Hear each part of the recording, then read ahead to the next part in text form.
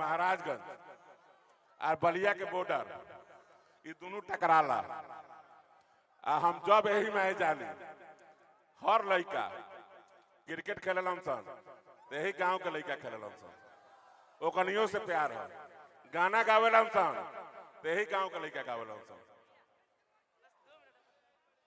ये मेरी, हम सभी कलाकार को इसके साथ गलत बोला था सर, हम विरोध किए थे।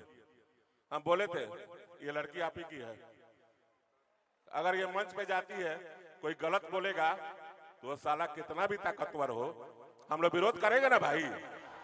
महिला का सम्मान हमारा ईमान। हम लोग की माँ बहन बेटी अगर गलत भी हो तो हम लोग उसको इज्जत देंगे, देंगे ना भाई। उसको कोई गलत बोला हम लोग बर्दाश्त नहीं करेंगे। तो ये अच्छी लड़की है, गाती है, प्रोफेशन है। आप लोग अच्छे नजर से जानिए। अब भाई हम बानी कल सवेरे तक बलिया बनी, हम जाए ना नहीं की होटल नोट कर लिया लोगी। कौन होटल है परमपाल भाई? हाँ, अगर जरा भेंट करे को हुई भाई वही मैया लोगी। कौन? सिंघानिया। जरा भेंट करे को हुई हमने के बैठ के बतियाई जाए वही जाए। सिंघानिया होटल में रहल भाई, रूम नंबर 405। अया लोग भाई वही जा भेंट हुई। सब लोग के प्रणाम बा, बलिया के लोग के, छोट भाई के बहुत बहुत प्यार बा, बहुत बहुत आशीर्वाद बा। मैं सच में नहीं बोलती हूँ, मैं भाई के यहाँ आई हूँ इसलिए चुप हूँ, नहीं तो 1 मिनट में सबका राजनीति छुड़ा दूंगी मैं कंट्रोवर्सी नहीं करती हूँ। फालतू का सब यहाँ पे ड्रामा कर रहे हैं जैसे हम लोग कुछ है ही नहीं। और मैं किसी की वजह से नहीं हूँ, आप लोग हो तो मैं हूँ बस। और जैसे प्रेमपाल भैया और सुधीर भैया जैसे मेरे भाई हैं, बाकी लोग क्या कर लेगा मेरा। यहाँ पे मुझे किसी से डर वर नहीं रहता है।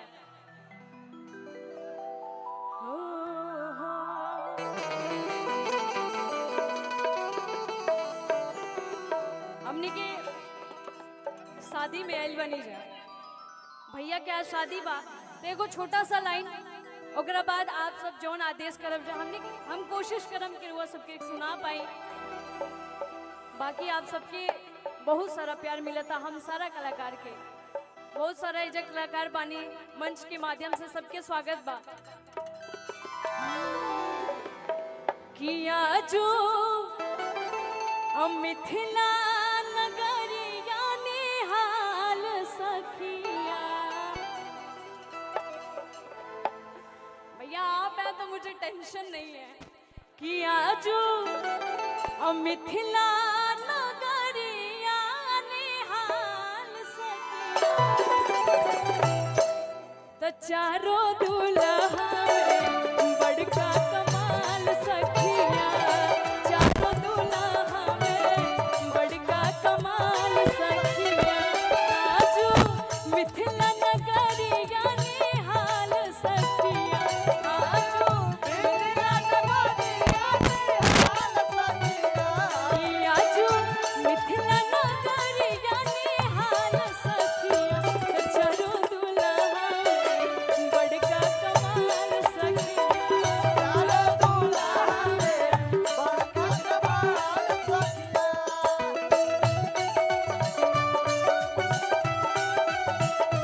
आगे मई हरद हरदिया दूध पाता।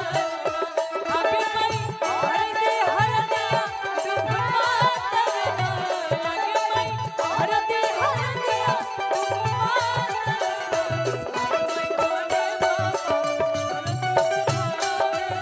आगे मई कोने बाबा हरदी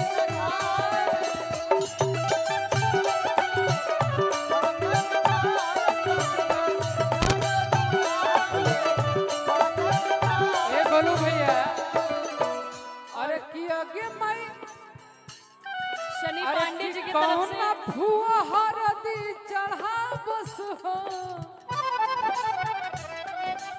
शनि पांडे जी की तरफ से बहुत रुपए के पुरस्कार, बहुत बहुत धन्यवाद। बस सोना मुंह चढ़ा बस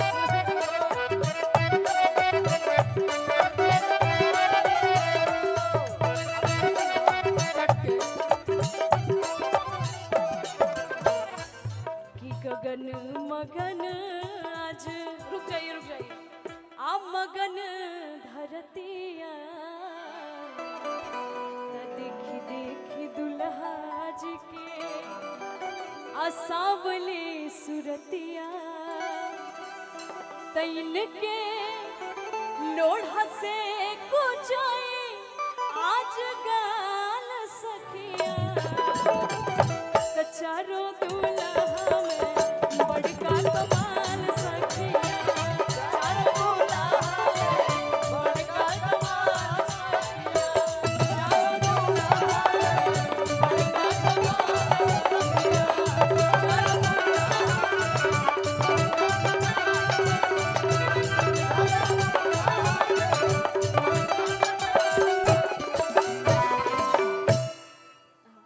अभी आप लोग भी आ जाइए आइए। मैं बस एक दो गाना ही गाऊंगी, बहुत सारे कलाकार हैं, बहुत अच्छी गायिका मेरी प्रिया सिंह भी आई हैं, बहुत अच्छा गाती हैं आप, उनका भी गाना सुनिए। तक खाली नजर मिलावा जवान से अब होरे न मरील जई हाथ बांध के।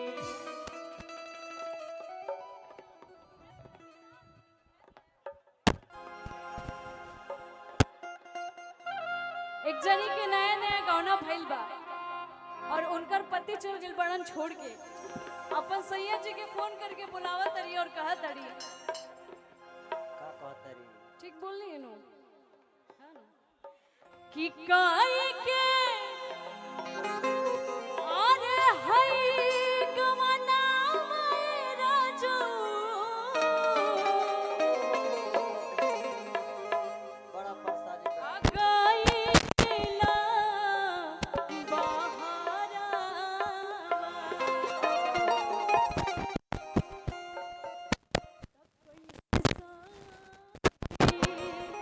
थोड़ा सा ना टोन कर दीजिए बेस किधर है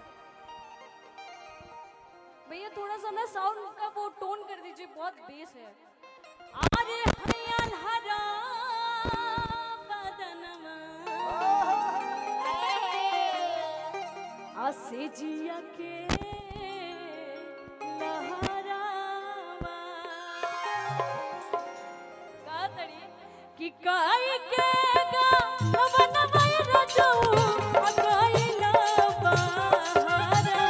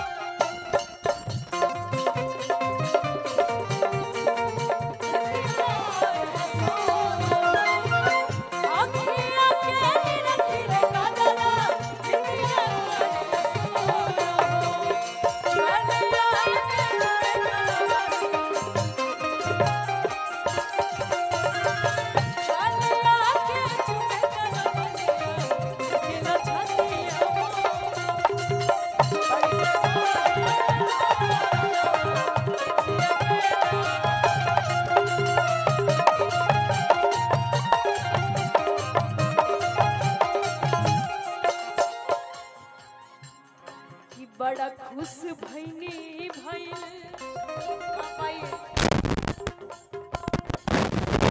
सारे सुंदर सुंदर लड़के हैं। आप सिंगल है ना? देखिए यहाँ पे सब लोग भी सिंगल ही है। कि बड़ा खुश भइनी भइल अरे हमरो गवनवा अब हेगा है देखा हिंगरा लेखा देवर मिल जाई तब परेशानी है नु बा चल गईला सोन का के मोरा